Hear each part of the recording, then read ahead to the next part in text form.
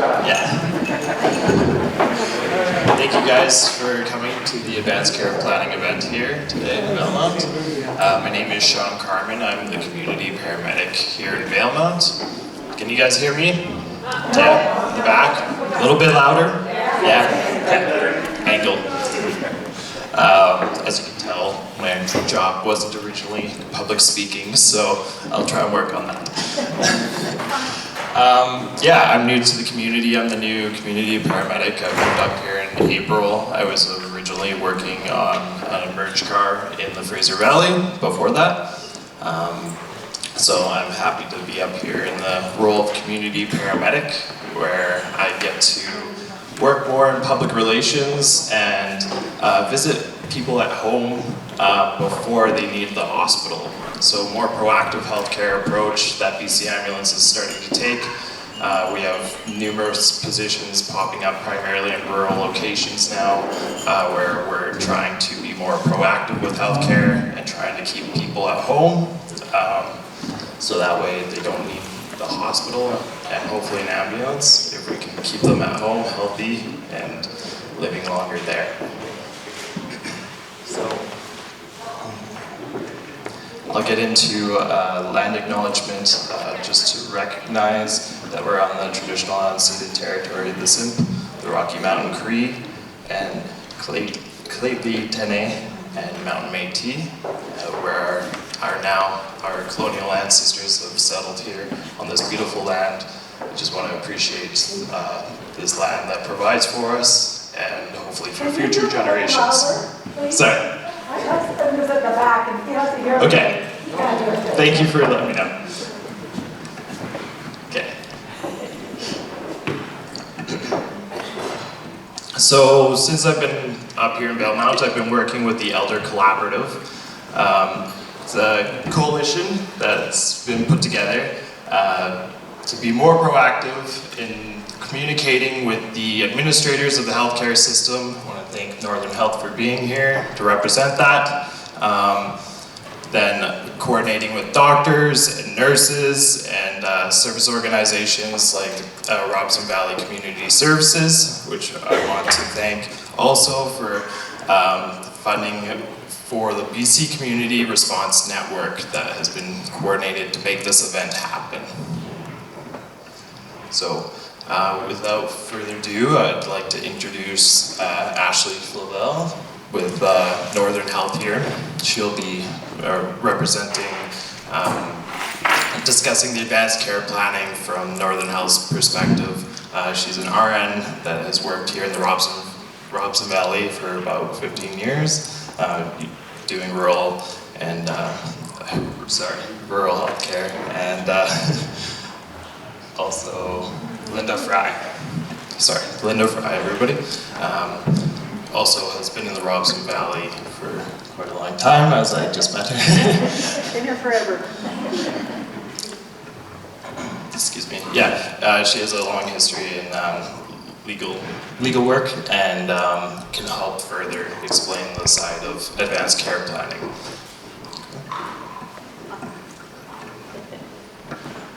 All right.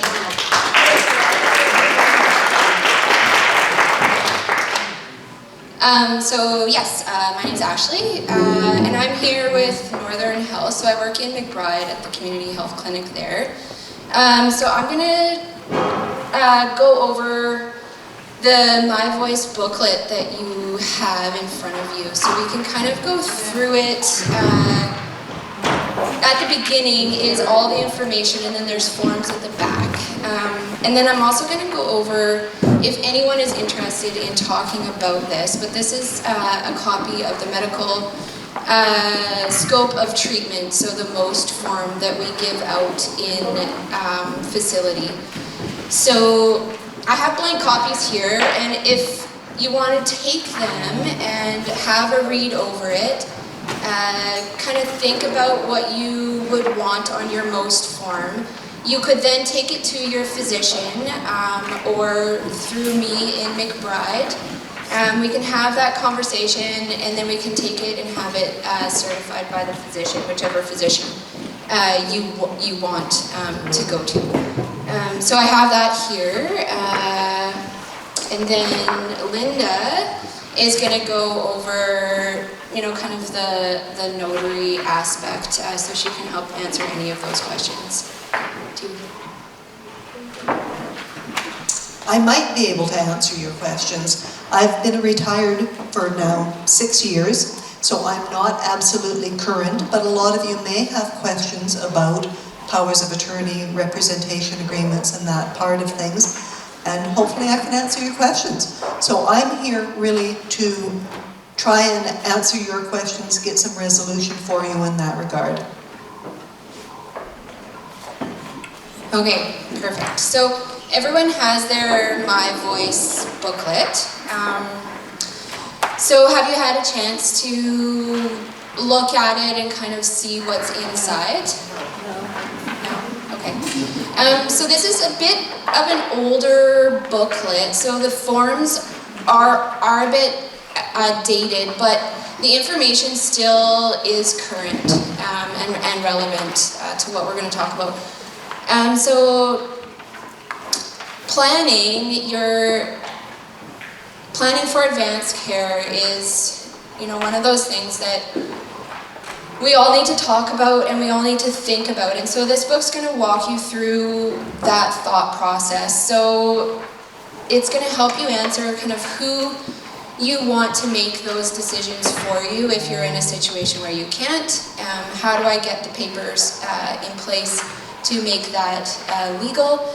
And then what are my options while I'm still capable of making those decisions, and how do I get that point across? So in this booklet, if you were to flip kind of through to, I don't have my copy, I should have brought my copy, it had notes in it.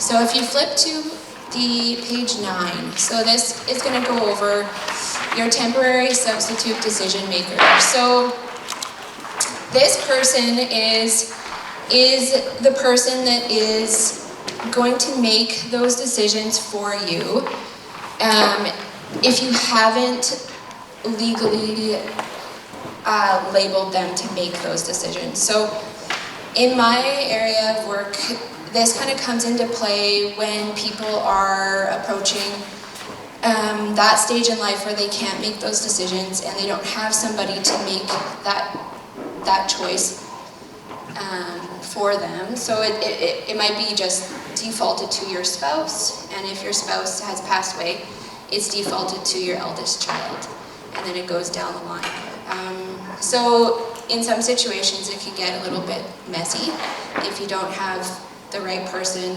making that choice. So that's why it's kind of important to pick the person that will have your best interests at heart. And do the things that you wanted them to do. So that would be that person, and that's kind of how that would go if you don't have somebody legally representing you. But then if you were to name somebody, you would have them be your substitute decision maker. Where is that page? I can find it for you.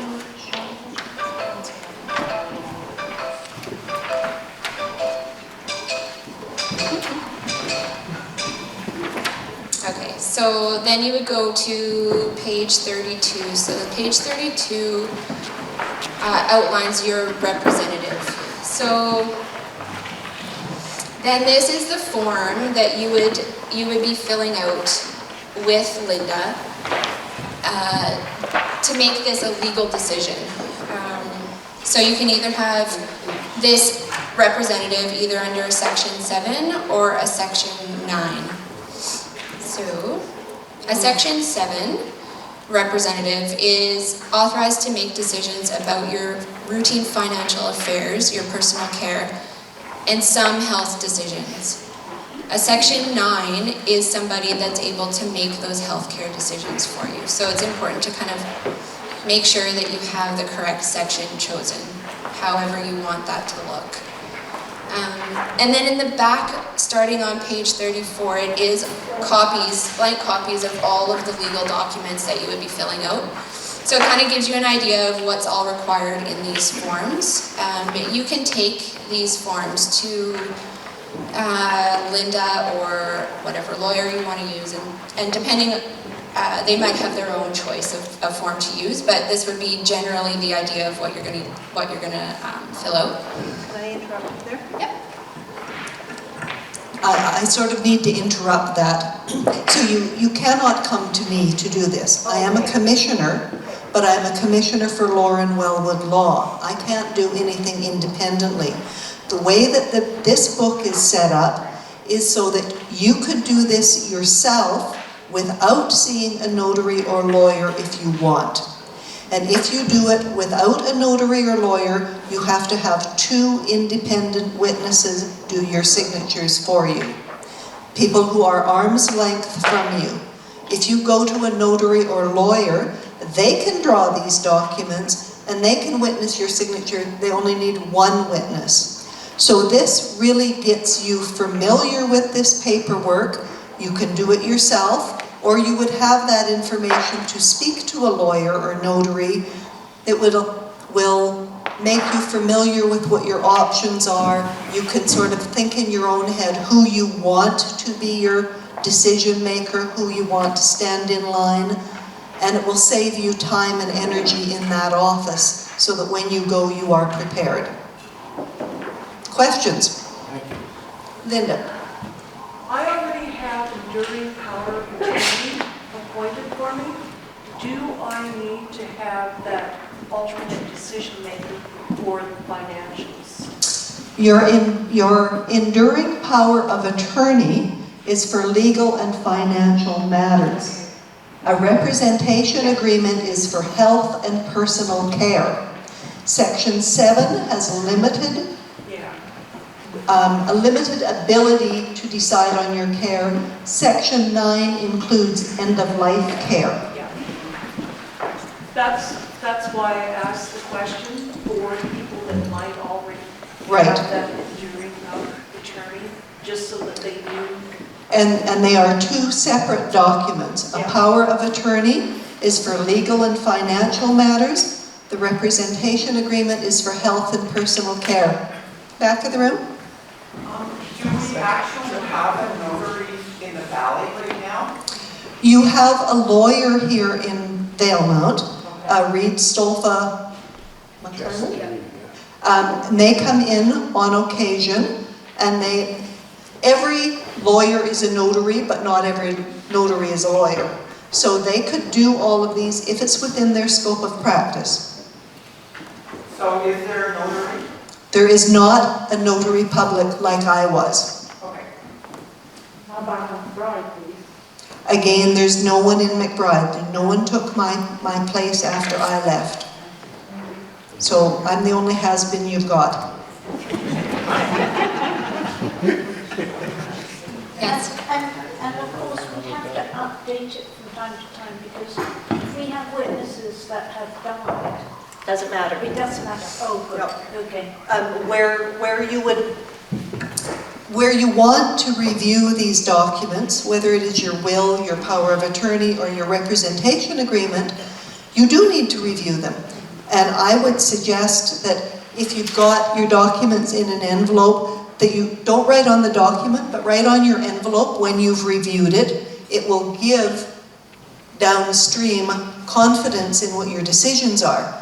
But you would need to update them if your substitute decision maker was unwell, unable, had passed.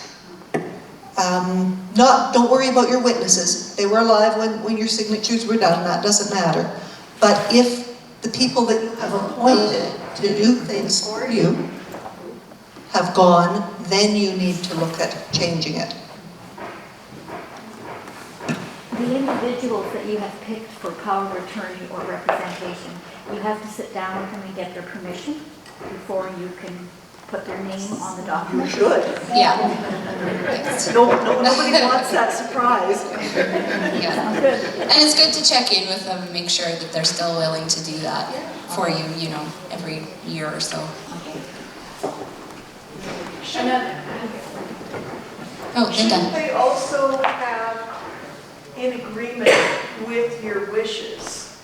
Because if you ask someone to be your alternate representative, and they have in their own mind what they want, they may not have your best interest at heart. So you need to have a real heart-to-heart discussion about what are your feelings on this. Yeah, and so that kind of goes into the advanced directives and the most form. So this is what the most form that Northern Health uses looks like. So I can pass this around. I only have a few copies, but I can pass it around. So on that form, that's done for facilities really only. So looking at that from a standpoint of if you were found in a situation where you were pulseless in facility, this is what you would want your medical directives to be. So this isn't an advanced directive of how you want your care to go. That's a different document. So on this most form, you would meet with your physician and you would kind of talk about, the biggest question would be whether you want to be a DNR or if you want to be resuscitated in some way. So if you chose, no, I don't want to be resuscitated, I do not want somebody to do CPR on me, then we would pick a DNR and you would be provided comfort measures and we would allow a natural death to occur. If you wanted somebody to do any interventions, that's where it gets a little bit more tricky in that you need to start thinking about your wishes. So then it goes through and it can be either an M1 or an M2. Sorry, I need to see the document.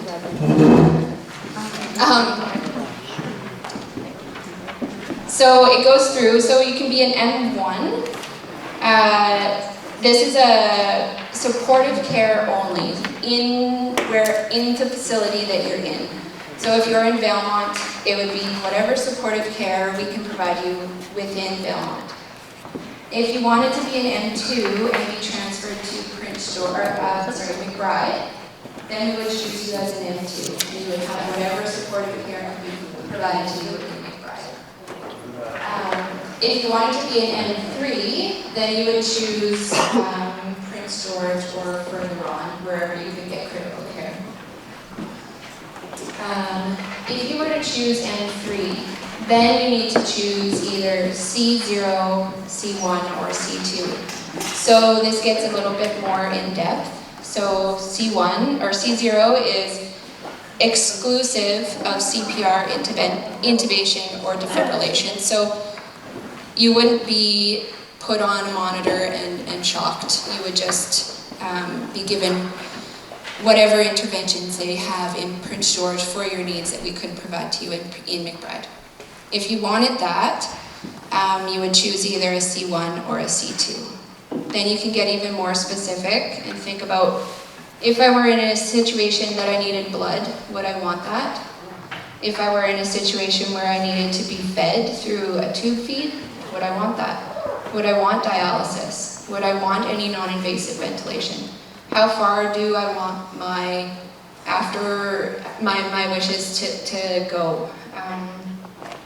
So then there's another question. If you needed surgery for whatever reason, excluding, this would just be whatever surgery you needed if you were in a facility, and you had this document signed, and it wasn't in relation to you having a cardiac event, would you want this DNR to be waived? And would you want resuscitation efforts to occur?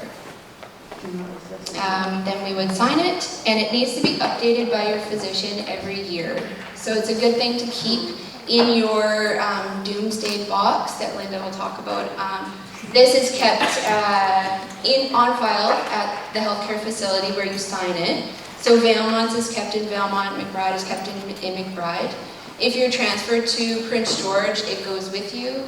If you're transferred to Kamloops or Vancouver for a surgery or anything like that, or if you go for long-term care, these DNRs are transferred throughout the health authorities.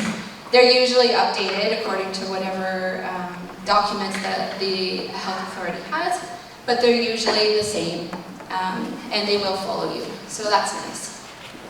if you've already done one, you're saying we have to do another piece of paper every year, or just go in and talk to the physician that we've talked to? I don't understand this year. We just need to update this, so it's a good idea to call or just have that and say, I just want to update my DNR, and then the doctor you can have that discussion with your physician or your nurse and say, do I want these same wishes? Do I still want to be a DNR? Do I want to be an M3? How far do I want to go? Does it want to be the same? And if it is, then we'll sign it and we'll scan it into your chart so everybody knows your wishes. So you're saying we have to do the paper every year? Yeah. Okay. Yeah, you don't have to physically come in, Barbara. If you wanted to call, you could definitely do the paper. Yeah. Go over it, okay. Yeah. If you were to do it with a virtual appointment, then you could call and it could just be signed, printed off, and scanned in. Okay. Yeah. If I may interject as well. From a BC ambulance perspective, it is important for us as paramedics responding to your home to also see a photocopy of this document. So in the Fraser Valley, every health district seems to be different, but in the Fraser Valley, they had what's called a green sleeve program, where often patients have a green sleeve that's magnetic with the most form on their fridge, and that's one of the first things like paramedics will go look for, because if you're in a condition where you're incapacitated and not able to communicate properly with us, it gives us the instructions on how you wish to be treated and your wishes for further care. So these are important documents to even have at home and to keep updated as well for moving forward. Yes, Eugene. Yeah. Isn't it for us a blue container? Yeah. That can be put in the fridge? Yes. So that program was started up here originally before I moved up here. So I wasn't familiar with it. I've been considering whether we're gonna continue using those. If you have them, keep them. Keep them in the freezer, and there's tends to be a magnet on the fridge. Yeah, but the most form is one of the most important for paramedics, because that's going to be what your plan was with your physician or your family doctor, right? Yeah, if we change it in this health district, I'm not sure, but yeah, we'll try and let you guys know if things change on the order of things. It's just sometimes hard to locate the important documents in a freezer during an emergency, so yeah. I just want to follow, the first time you do this, your doctor should get one of these, copies of one of these, and after it, you can change it by phoning. So generally it's good to go in and have that conversation with your healthcare provider and talk about that. And give Yeah. the form. Yeah. And if you did want to, it can be updated at any time, so it doesn't have to be, it should be every year, but if you chose a different trajectory after you filled that out, 3 months later, you can definitely change that. You can either phone in or you can go in. I mean, in Valemount it would probably be preferable to go in. In McBride you could phone in, and then we kind of just do things a little bit different just because we don't have as many physicians. But also a copy of the form, if you're doing it correctly, would go in the green envelope. Or the blue bottle program. Okay, I know the green envelope. Or on your fridge. That's generally where BC Ambulance looks for it, yeah. If it's on the fridge, that's a good spot for it. And there's a way you could fold it in which just the top is exposed, so that way public coming over to your house doesn't have to see your medical wishes. Yeah, but we understand you want to keep your privacy about your medical choices to yourself, and we like to respect that, but it helps greatly for us in BC Ambulance because our computers actually don't connect to the hospital right away. So we can't see this document when we come into your home. So having a hard copy document that's up to date allows us to verify your wishes. Thank you. Is it possible to have some kind of a peel and stick decal that's put on a window next to your front door? Yes. Something so that whoever comes in the case of an emergency knows where to find your. Yeah, understood. The blue pill like capsule idea came with magnets, but of course it like supply and issues of people keep them on their fridge and where. Yeah, there could be more work done on standardizing it, but I like your ideas for sure. And just having that conversation, you know, with your family, just letting them know, you know, my most is updated, it is in the blue bottle, it is in the folder on the fridge, it is stuck with a magnet to the side of the fridge, just so everybody knows where it is, so that if that were to ever come about, then we know where to gather it from. But this is always in your electronic medical record, or if you're in print storage, you know, this copy is scanned or photocopied and sent with you in your file. So we try to keep it, you know, as upfront for everybody to know. Yeah. Well, if you have a do not resuscitate order, and the first person that's on site goes, oh, their heart has stopped, we'll start CPR. Yeah, that's why it's good to have those. That blows that out of the water. Yeah. Because the gut reaction is you're going to. Yeah, that is our standard protocol as emergency responders. Yeah. So if we could just take a moment for everybody to check their cell phones and turn them down or put them on vibrate, please. That would be good housekeeping. Be appreciated. Thank you. I just wonder when you show up and that goes forward 2 years old, what happens? Yeah, then we can still go off of your last most. Yeah. Unless you had an advance directive that your family knew about. So if you do have an advance directive, it will supersede this. Sorry, there's one more question. On that paper, if someone wants to donate organ or something, is there any formality there, or you have to announce if you have to contact the doctor's office because it's a very small place? How does it go? For organ donation.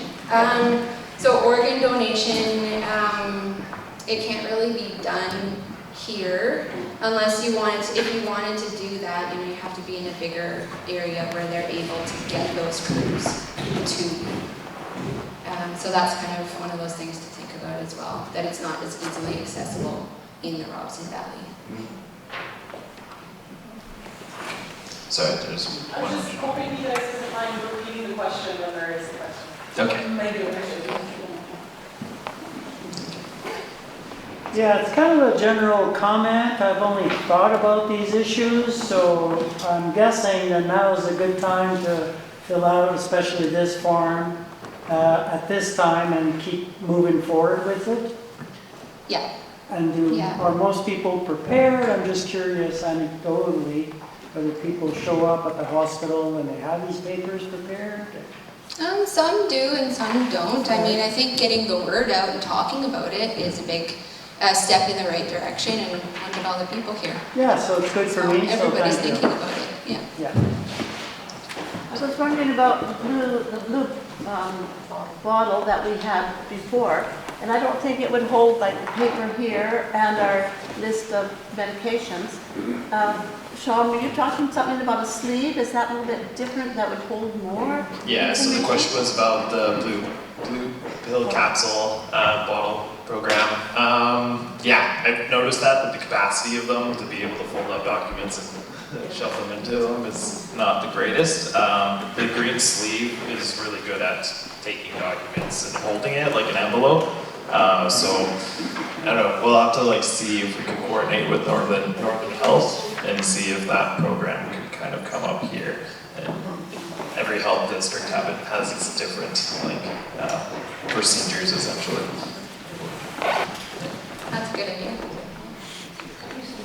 Yeah. So where can we get the green sleeve from? Yeah, the question about the green sleeves again. We don't have them up Northern Health yet, from what I've heard. So I'll have to do more digging and research and see if we can get that supplied up here as well. If Northern Health would have liked to continue with that or continue with the blue pill capsules. Yeah. Well, I came from Sydney, that's why I got with you asleep. But could we have more copies of this? This is a very important. Right. I don't have any more copies, and yeah, those were the last ones. You can look it up online, just easily. I can't print it off. No. I can go and make some. Oh, thanks.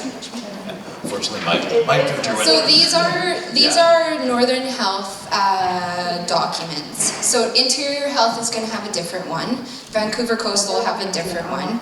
They're all just they say the same information, just with a different logo on it. So this is the one that we would use in our area, and it is on your electronic medical record. So we chart electronically.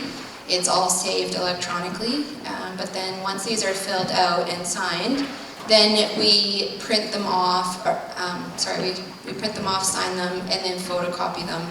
If we send a copy with you, we put a copy in the McBride Hospital in a specific place, and then if you needed one to go with whatever documentation you needed, it would go with that as well. So if you were transferring to a care home in Kamloops, this would be copied and they would put it onto their specific form. I was wondering, with some older people, they don't have much access to computers, and if I'm telling them about it, they couldn't go, say for instance, to Community Health in McBride and get a copy, could they? So the question. Yeah. So if you wanted to fill one of these out and you didn't have one, you could book a doctor's appointment in Valemount, or you could come see, Dr. Melick in McBride, or you can come over to the Community Health and we can go over it and then take it to Dr. Melick and he can sign it. Oh, okay, Yeah. so, because if I want to tell somebody about it, I just... Oh, if you want to tell somebody about it, I yes, think definitely. myself, but Yep. if somebody's asking me about it, I just wondered if they could get it. Well, they go through their doctor and then they'd have a copy there. Oh, they can come get a blank copy and just have a look at it for sure. Okay, Yeah, okay, just to thank have you. it for Thank information. you. Yeah. Yeah. Yeah, absolutely. Yes. Is this program available in Alberta or same? Yes. They would have the same idea, yeah, for sure. It's the exact same. It's the exact same, okay. If you fill out the Section 9 representation agreement, does it cover the Section 7 as well, or do you do both? It's both. It's more than a Section 7. But do you still have to fill out Section 7? No. You're going to only fill out a Section 7 or a Section 9. Okay. And then if you wanted an advanced directive, so an advanced directive, correct me if I'm wrong, Linda, is a document that's going to supersede this most. So it's your wishes for your care that may not be fully described anywhere else. That's going to be what somebody can read and make those decisions for you. That will kind of supersede this if this were to not follow you somewhere or what have you. So as people were talking about the blue bottle or the green sleeve, if you are ambitious and not going to procrastinate and do something, what you could do even now is take something as simple as a Ziploc bag and do these documents and put them on your fridge with a magnet on them to hold them there. You can put them so that they're facing the fridge and not facing out, but it's easy to put on the back of it that this is, I think of it as an ice pack in case of emergency, and have it. It's great to have us get together and talk about this, but if you go home and do nothing, we have accomplished nothing.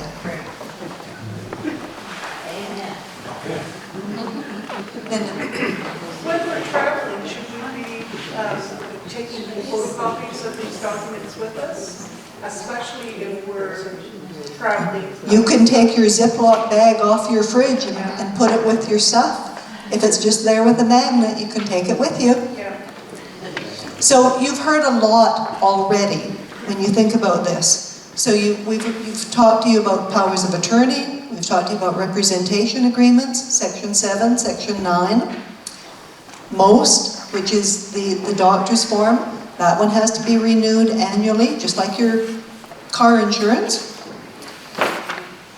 And we haven't talked about wills, but these 3 documents that we have talked about are life documents. They all cease on death. Okay? And that's when your will speaks. So you've actually got 4 things that you need to think about.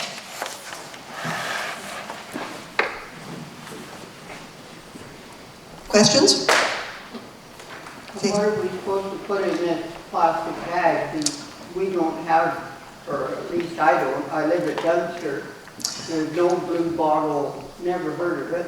But, so Eileen, I'm thinking from what has been said. So if you had on your Ziploc bag, you might have a list of medications that you're taking. Okay. You might have a copy of the MOST form that you fill out with your doctor. You get a photocopy. So if the ambulance comes to your house, there on your fridge, there's a Ziploc bag, and it's in case of emergency, you can call it whatever you want to call it, Right. but they're going to look at that and they're going to know what kind of medications Eileen is on, what we're looking at, do we have resuscitate or no resuscitation, what do we do with Eileen next? And where's this form that we have the doctor fill out? That's the one that you're holding right there, yes. Okay. Okay, thank you. I'm sorry to be a pain. I still don't quite understand. What I heard was that if you fill in section 9, you don't have to fill in section 7. That's correct. So section 7 has a limited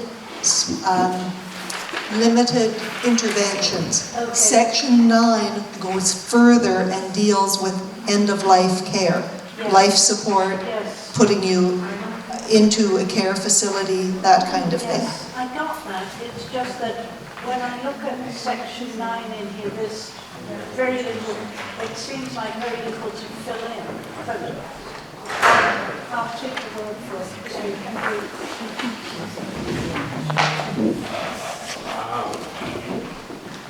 Seiji, This is a stupid question, but there are no stupid questions.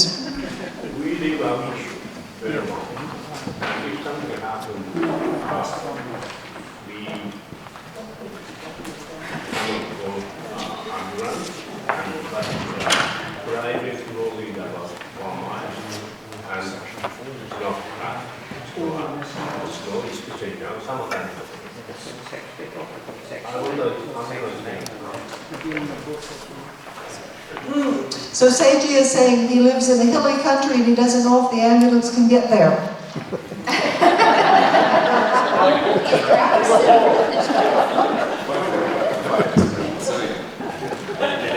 Getting access or support to that site, like to McBride, is what your concern was. Is that correct? It's wondering if you can get up the road. Yeah.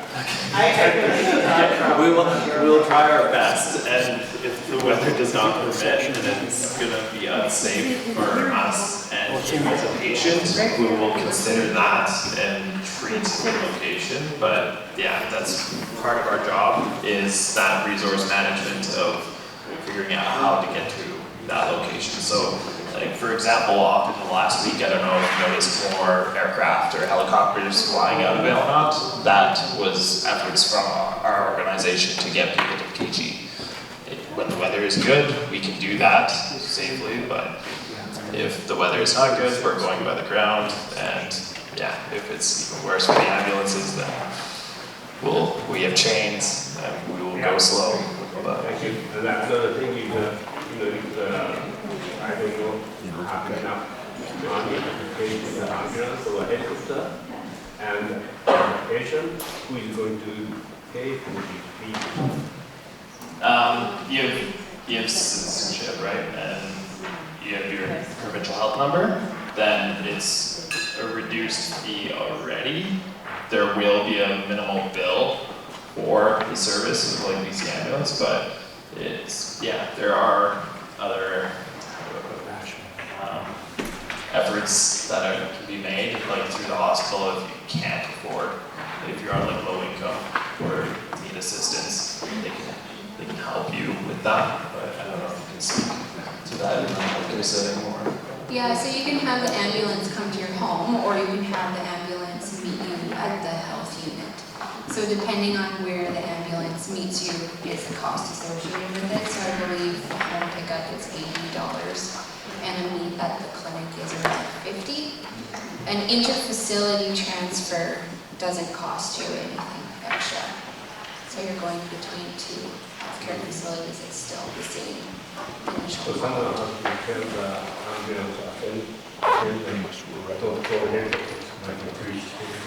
So if you were going, if you were hurt in Alberta and you needed a transfer back to BC, that's a provincial, interprovincial conversation that happens kind of behind the back door.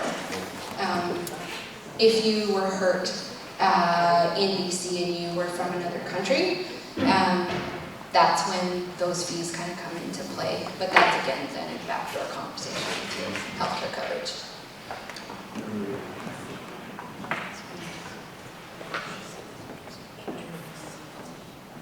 And it was more than 80? I guess to conclude that conversation, it's a proud moment to be a Canadian for sure.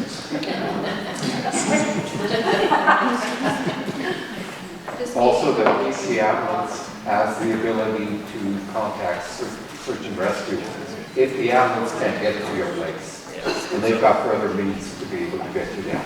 Sure. Yes. I'll just clarify what Eugene has said there because he used to work with BC Ambulance.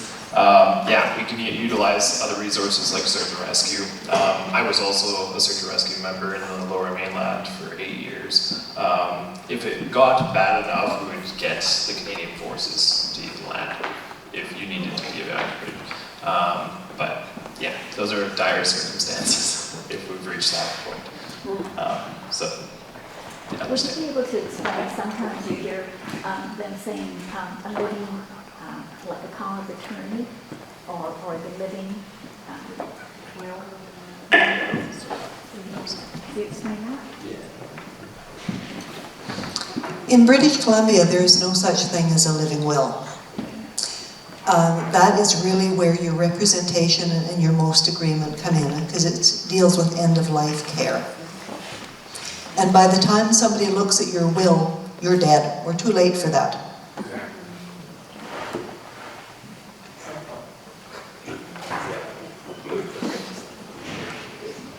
So like to clarify, you need the proper documentation? That's why we're here today. Yes, Barbara.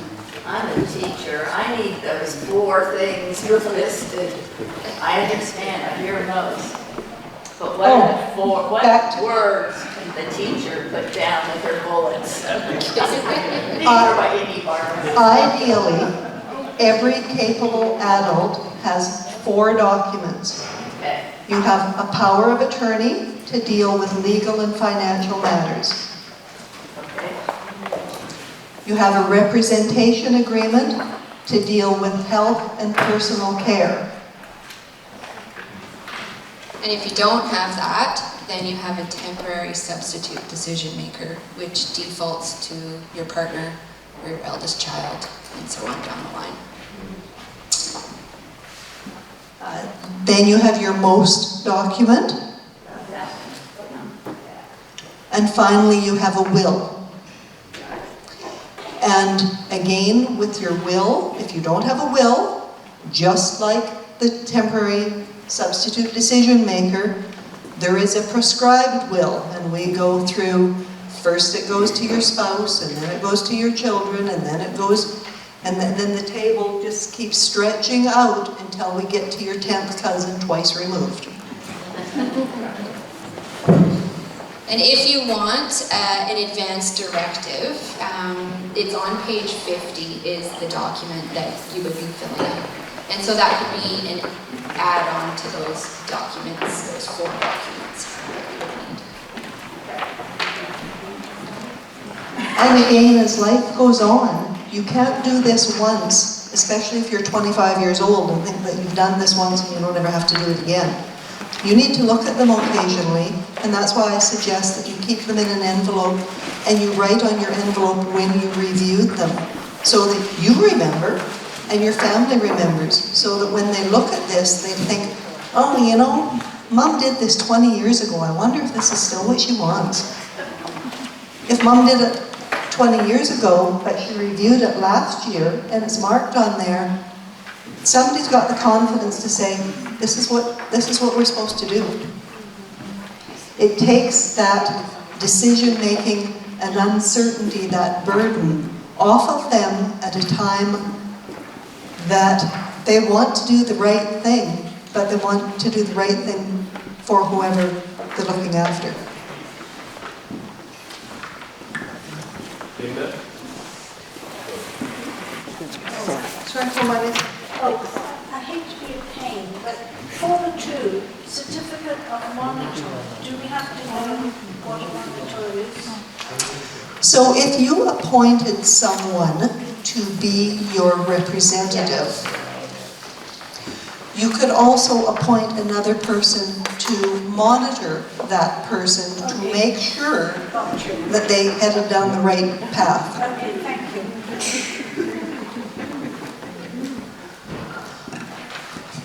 Life is easier if we don't get too many people involved, but sometimes we don't have a lot of choices. And you're going to find people in your lives. Some people, I like dealing with paper, so I like looking after the paper. Looking after the people's a little bit harder. That's why we have people like Sean and Ashley. So you got to pick the right person.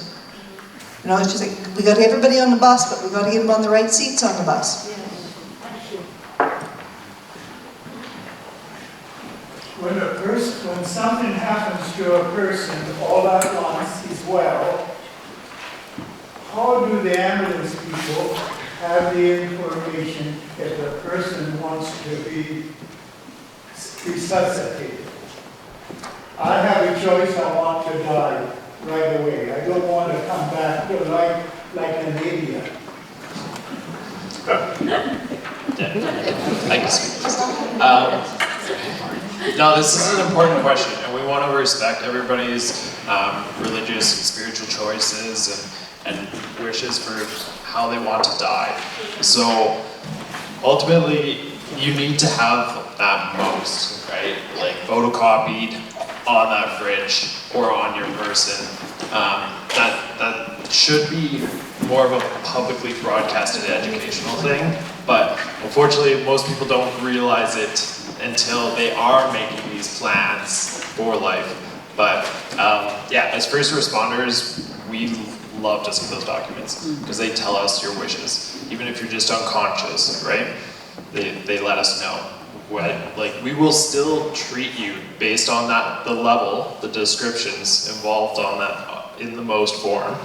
We will still treat you to that level and care and make sure you're taken care of. But yeah, ultimately your choices are laid out. I may as well have my wish on a piece of paper and carry it with me. Because if you go visit other parts in Canada where the health care might have a different setting in each other province. Yeah, so that's why an advance directive is also just as important as that most form. So the most form is only talking about a witnessed in-facility collapse. It's not talking about, you know, Sam found you on the sidewalk in the community. That would be where your advance directive comes into play, or your family, something that could tell you the wishes that you have if that document isn't there. So that also brings to the point that Canada and even parts of BC really should have the same documentation system so that this is a lot easier for people to have given to other people in different hospitals. So unfortunately, you don't have that, so it's a good idea to definitely take it with you, have it on your person. Do so they that- have the information? Sorry? Does this have the information? No. Follard, a Follard. Oh, a Follard. Oh, yeah. You need that right there, or someone's going to carry it themselves. Yeah, so we just have to have it, it should be on your file in facility, or an advance directive, or, you know, have your family know your wishes, so that that can be kind of broadcast to them once we can get a hold of your family. So I'm just noticing in this book, actually the advance directive is the last page of the book. Yeah. And that's what you're saying in a sense. In terms of ongoing, that's probably the most important thing to have currently. It's an important document to have, yeah. And that's the last page of the book. I mean, the most is also important, but that's only talking about facility. So, in facility. Thank you. I have a question regarding the advanced care directive. So in the last few years, a couple of different friends of mine who were at the end of their life and knew it, the doctors actually, they went home with their family's help. I think the ambulance actually took them home and set them up very beautifully. And I had wished, you know, I wished I had asked that for my mother when my mother was dying. I didn't even know that I could ask that. And of course, you're dependent, I mean, I can make this directive, but if my kids don't want me at home, it's not very effective. But is there space for that kind of request in this end of care directive? Oh, absolutely, yeah. Okay. And that's kind of, as long as you have, if you have it written down, and you have your representative that knows your wishes that you have written down. If it were to come to that point in your life and you want to die peacefully at home, you know, that would be your person to speak for you. And the healthcare team here works really hard to make it so that you can have that part of your life completed at home in a peaceful way. So there's lots of good virtual supports that, you know, support nursing, going in and helping you support the physicians at home through the palliative care team in Prince George. They do it virtually, so you have so many good resources at your fingertips. It's a lot different than it used to be 10 years ago. Thank you. I can also add on to that. BC Ambulance's community paramedic program is expanding its scope of practice also for palliative care. So the idea is we're going to be working more with the physicians to set up at-home care when end of life happens. But So it's not available now.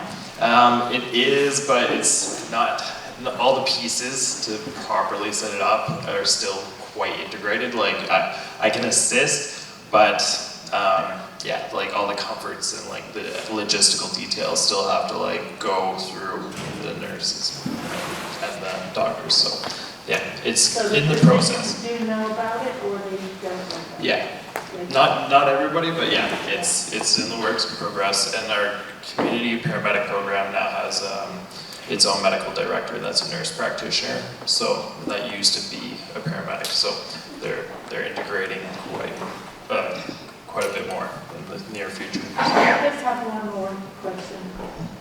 Going through this, you can't get it all at once, and I will study it, but I feel at some point I would be making better decisions if we had a workshop with 5 people who wanted to fill out their forms, and we did it together, figuring out what was right.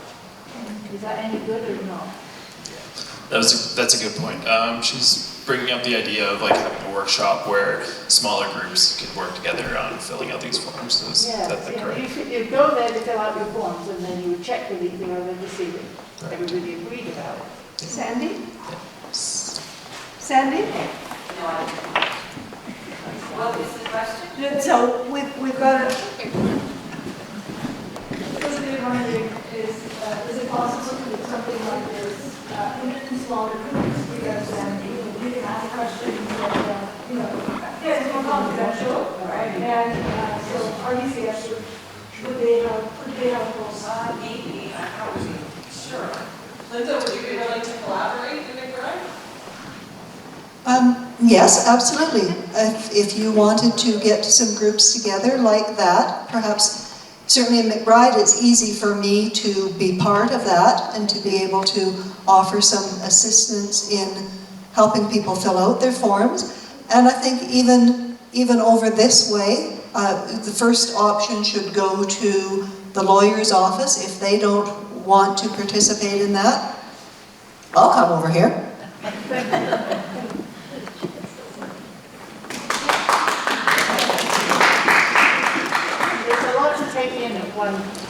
It is a lot, and I think, going through this workshop, taking it home, thinking about it, thinking, who would I want, what would I want, and then coming in and actually doing it. And then having somebody there that can be your witnesses, so that instead of the pile on the fridge, yeah. Okay. Yes. What would be the procedure if you are visiting your family in another country? Say, I would go back to Ireland to visit my relatives, and I died there. What's the procedure? We got to get you home, girl. Have you got answers? That would be a bigger discussion. Yeah, that would be involving, whatever healthcare coverage you have. I think it's going to come down to family. And your family, yeah. Yes. Because if you're dead, you're dead. Yes. It's not like we got to get you home half dead. Yes. But I was just thinking, if I had that information before that happened, hopefully it doesn't happen, but, so it could be helpful, because I know it has happened. So in my experiences dealing with people from different countries that seek medical care, it's important to have that information written down on your person. So keep it in your wallet, keep it in your purse, have it somewhere that somebody like myself or Sean that first meet you is able to find that information. Is there somebody we can call? Who's your person? Yes. Who can we call? Yeah. If you have your list of medications, if you had that on like a little card, be very handy. All of that will kind of help guide your care until you can get a hold of your family to let them know what to do. I'm just thinking to be of help if that happened. Okay, thank you. Yeah, if you had a most form in your wallet and it was updated recently, they would take that into consideration. Yes, Eugene. I'm also aware that there was a death that happened in another country, and the wife could not transport his body back. He had to be cremated, and she could transport the ashes, but not the body. And I think that in today's world is much more common than it was even years ago, because of COVID, because of things that have happened. There's much more concern about that transportation than the world has changed. This was before COVID, and an uncle was me in Canada, and he died, and his wife insisted that his body return as is to Britain, and it was very, very expensive. She did not know at the time. Yes. Death isn't easy and it isn't cheap. Death isn't easy and it isn't cheap.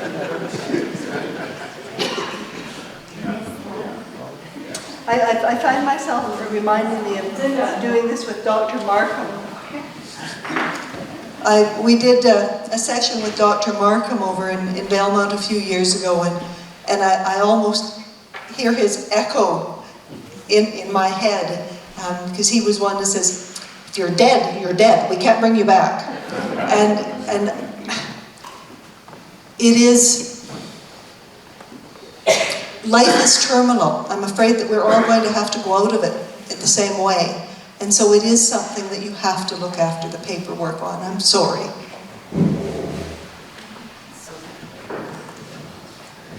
I can add to that. A wise paramedic actually once told me, for the person that's going through the transition of life, death is easy. It's the transition that's the hard part, right? So if you have these documents and these thoughts and your beliefs laid out beforehand, it will make that transition easier, right?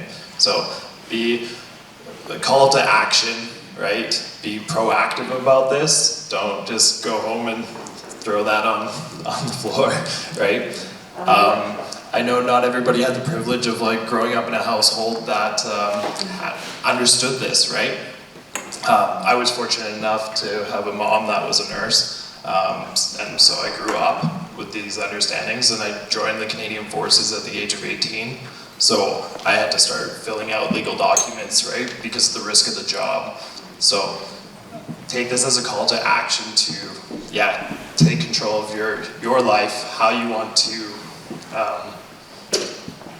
end, right? How you want your ending to be written, and how you want that to be laid out. So, yeah. Can I make just one more point? Just because you fill these out, if you change your mind and you're in the hospital or you're in a medical situation and you go, I'm not ready to have these things that I had originally set. I've changed my mind. You can change your mind. That's a very good point. Yeah. Did everybody hear that?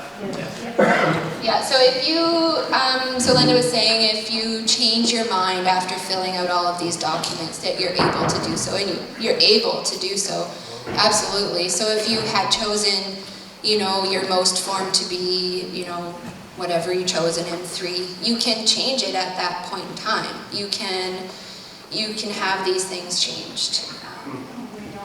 You can redo them in 3 months if you didn't like the decision to make. If you're mentally fit. If you're competent.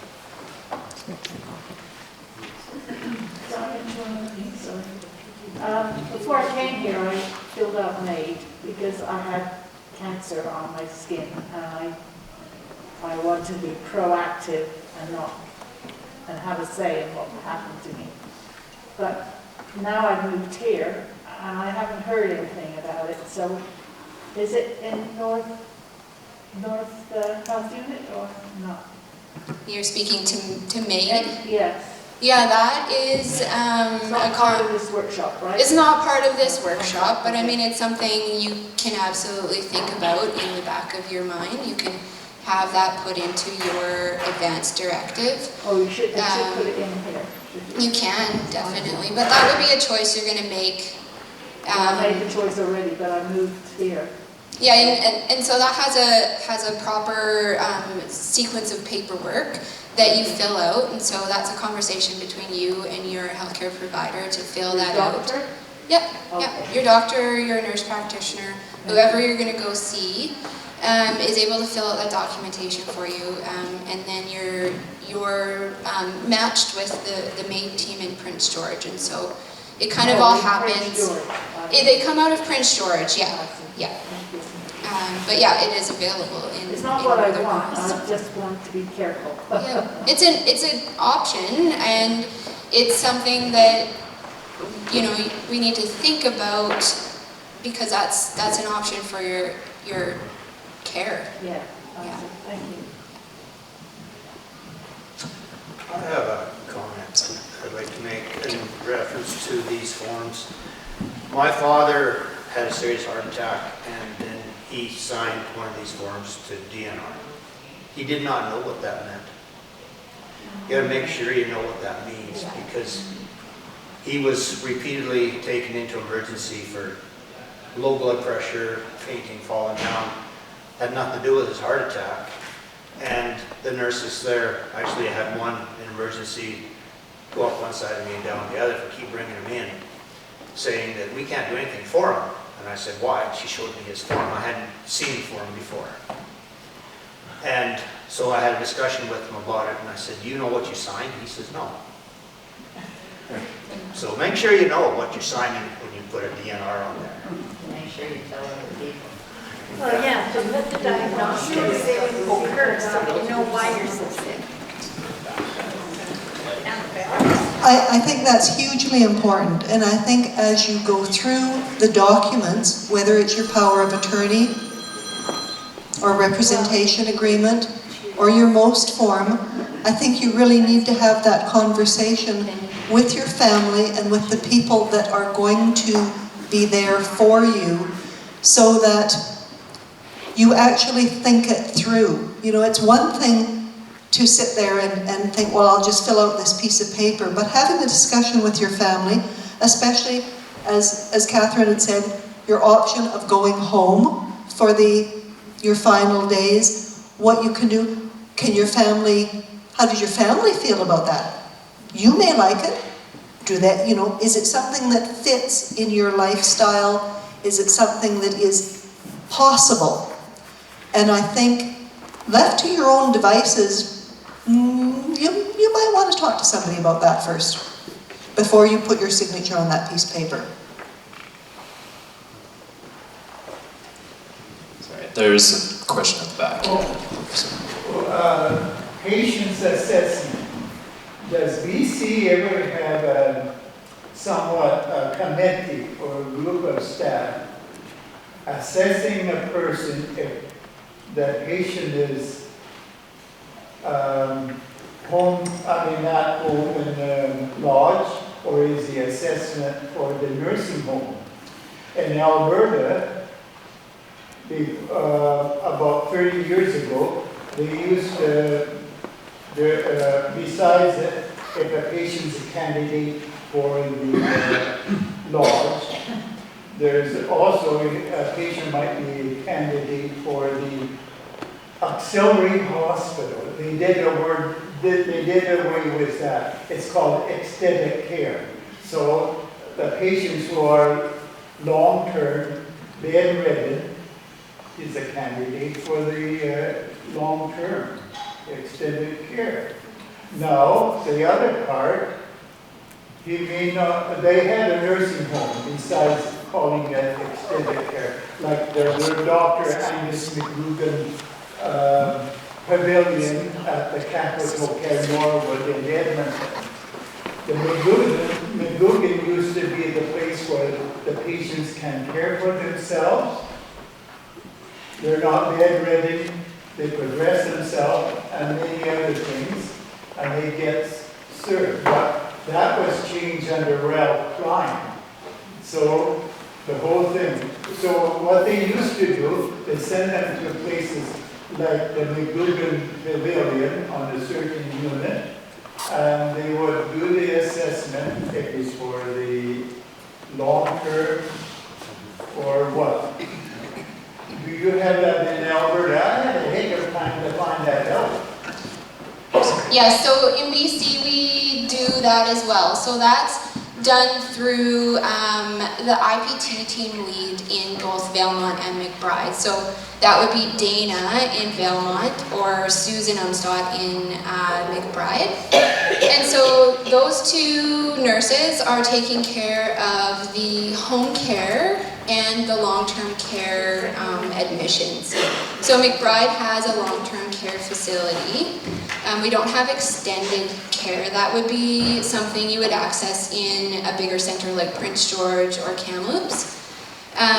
So the process would be if you were starting to fail at home, so your family were noticing changes, we would go in and do a RI assessment. And so that's done by a nurse. It can be done by pretty much anybody that has that RI training. And so that's a questionnaire. It's asking you basically questions about your activities of daily living, how you're able to cope and manage with medications, feeding, shopping, transportation, and it's based on a score. And so depending on your RI score enables you to qualify, in a sense, for extended care or long-term care facilities. If you do qualify for a long-term care facility, you can absolutely have your name put on a waiting list. So unfortunately, most places in BC and Alberta have waiting lists.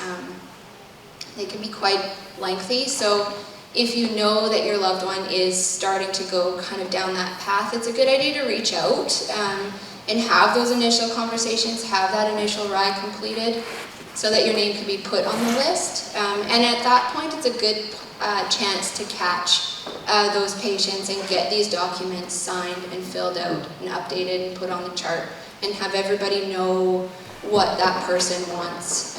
And then that just follows them through their care journey throughout the length of it. And so even when you're in long-term care, your DNR or your most form is gonna stand. It's gonna be there.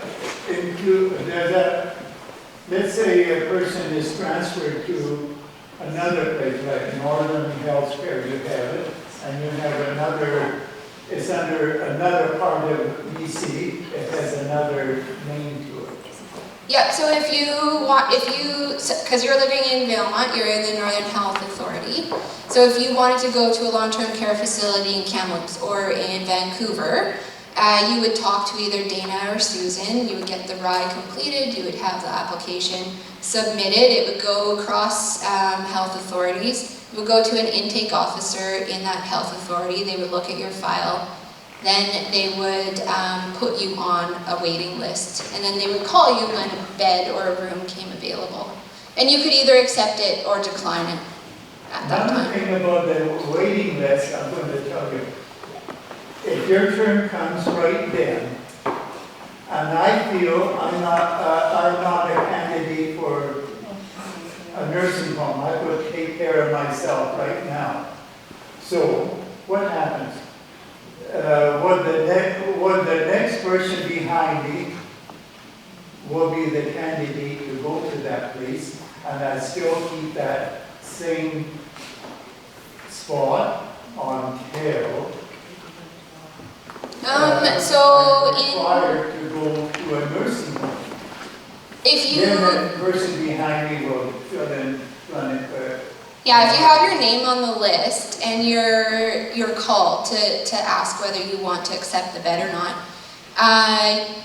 you have that opportunity. But if you declined it, then your name goes to the bottom of the list.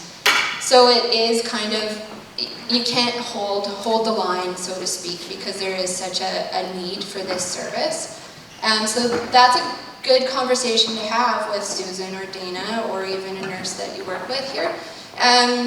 To put your name in a bunch of different spots. So not only does that give you options if one spot comes available before the location that you initially, or that you want to end up in, but it gives you the opportunity to, sorry?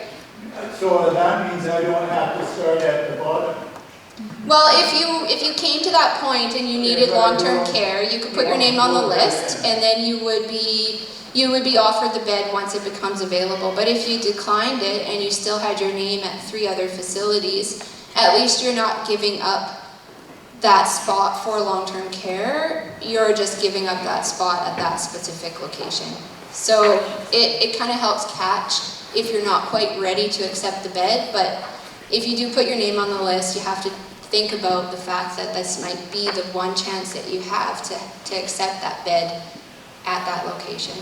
What if the patient is in dire need to be cared, is a bed resident, has to be in the nursing home, long-term, and the family members are not able to care for that person? They might be going to university, earning a degree, studying, they might be working on the job, or maybe them have problems of their own, they're not well to take care of.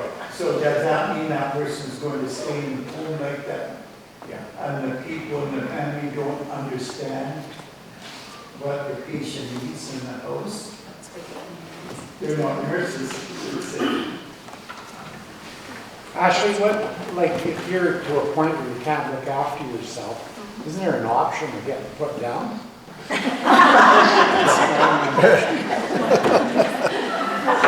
So you're talking about me? Yes. Yeah. So that's a good conversation. That's a good thought to think about. In the back of your mind, you're planning for your care. Do I want to think about passing away at home? Would I want to go into a facility? Do I not want any of that? And if I were terminally ill, would I choose to access MAID? And so those services are all available to you, and you make that choice. And you know, your healthcare provider is going to give you all of that information to make that informed decision. But you definitely can access that in our area. It just is a conversation that doesn't happen all that often, but it really should. Actually, just for clarity, spell out DNR for our people. So MAID is the medical assistance in dying, and the MOST form, which is the DNR, is the medical scope of treatment. Oh, and the DNR is the do not resuscitate, or CPR is cardiopulmonary resuscitation. So those are all kind of acronyms that we can throw around, which we should definitely not do that. I apologize. Just one thing, where I did previously, hospice worked very well. And people, I didn't experience it myself, like relatives or anything, but I did have friends that said it was a wonderful thing you have, because if you chose to die at home, you had all the facilities that you would have in hospital, but you had it in your home. Is that something that is available here, or is not got that far yet? So we don't have a hospice per se. A hospice is in Prince George, so that would be the closest one. So a hospice is basically a building where you can go and have your palliative care. So you're not palliating in a hospital. Or here in Valemount and McBride, you have the option of palliating at home. For sure, you definitely do. It just depends on your care needs. So if you were living far out into, you know, the back bush of Dunster, you know, it might not be very easy to have home care come in and assist you, so then you'd be relying on your family. If your care got to be too much for your family, then you would have to have that conversation and think about palliating somewhere closer, or in McBride, because you can't do that in Valemount. It's not open all night. But so that would be kind of your option. But yeah, you definitely can do that. So McBride has a palliative care bed that we loan out to people in the community. We also have access to the palliative care team in Prince George virtually. So that is a team of nurses and a physician and a pharmacist who work through Northern Health and access our area over the phone. So it's really a nice service. So you can call up the nurses and say your question, you can ask them questions, they can give you medication revisions, they can help you with getting prescriptions and picking them up. So that's a very nice service. And then you have nursing that's able to come into your home when staffing levels are high enough to accommodate that. What do you call that? Did you call that home care? No, it's not home care. So home care is a different service. So home care is provided by home care workers that go into your home and provide you services for activities of daily living, toileting, bathing, feeding. They can do some batch cooking, that kind of thing. I understand what home care is, but if you were asking for that palliative care to be in your home, I would have called it hospice, but you haven't used that word, so I wonder if there's a word. It's just palliative care. Palliative care. Okay. Yeah. Thank you. And so then we would help set your family up to help care for you at home in the best way that we can with the limited services that we have. Yeah. And then hospice would be more services, so that's a 24-hour facility. It has to be, I think it has to be partly fundraised to do that kind of care. To access hospice? Yeah. No, you can access hospice. So once you're palliative, you would sign the document and you would be put on palliative care benefits. So it's called Plan P.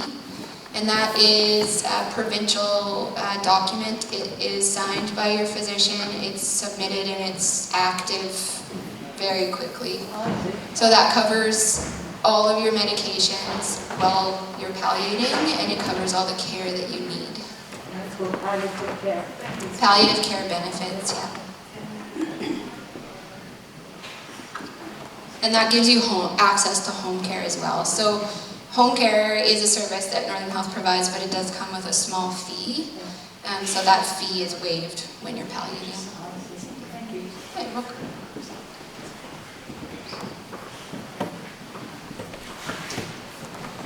Any other questions? Linda? I've heard a couple of times now, some of the communities like Croydon don't have the home care and other services offered. Here in Valemount or McBride or Dunster may have. Is that true?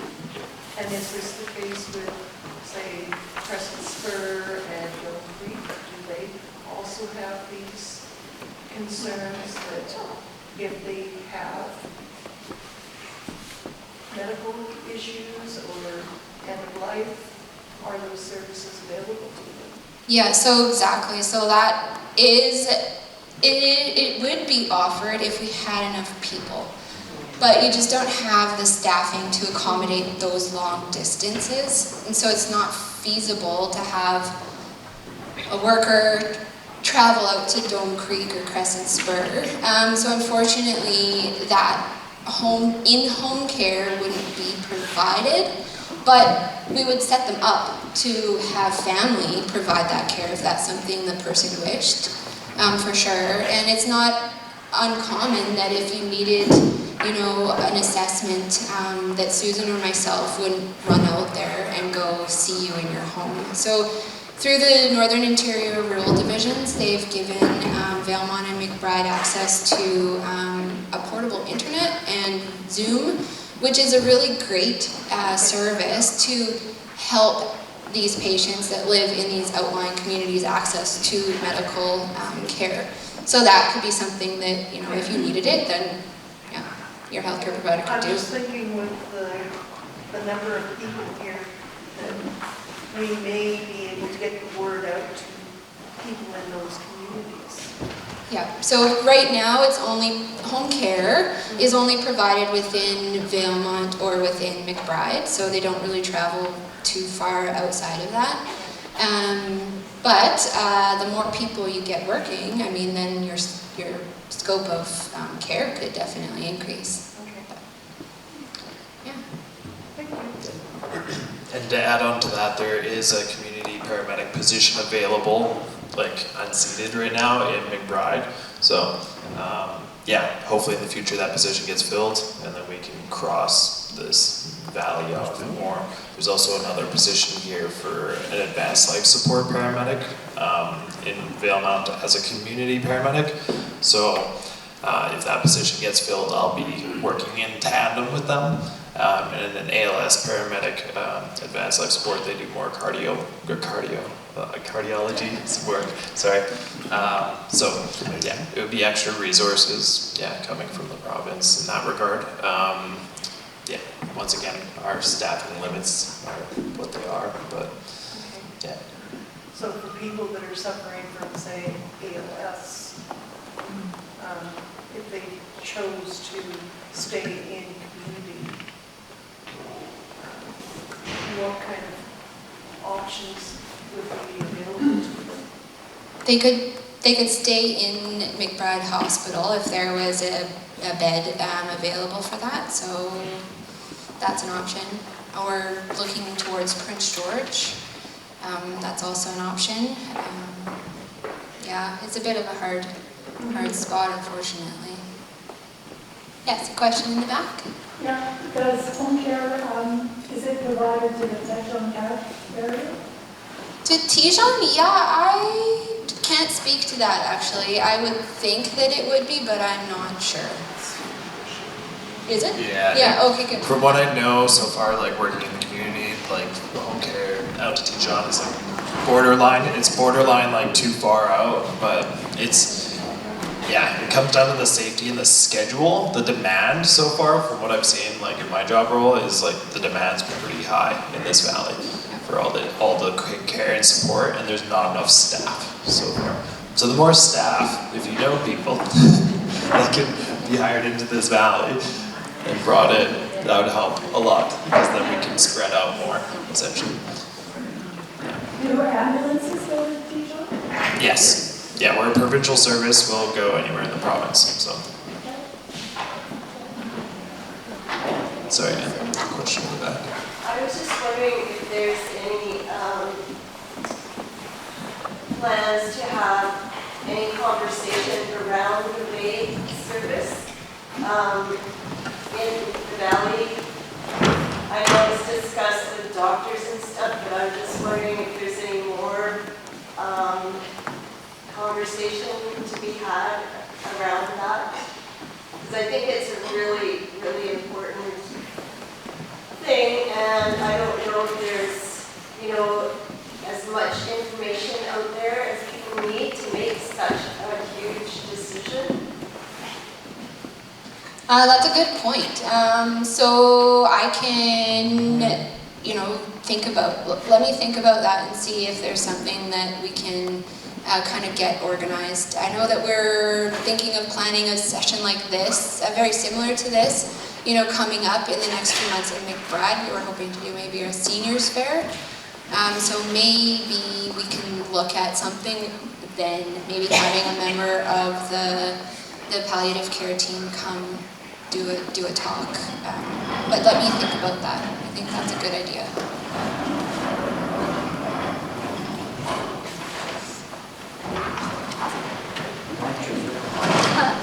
Yeah, if there's no further questions, or if you have some afterwards, we can provide information afterwards, or how to contact people through like your family physicians, for example, for further questions. But looks like lunch is almost ready, so if people want to, sorry, I'm not used to holding this so close. Yeah, if we can proceed into kind of a meet and greet situation and going into lunch. The schedule is to have lunch, and then the bus for Dunster and McBride will leave at 2:50.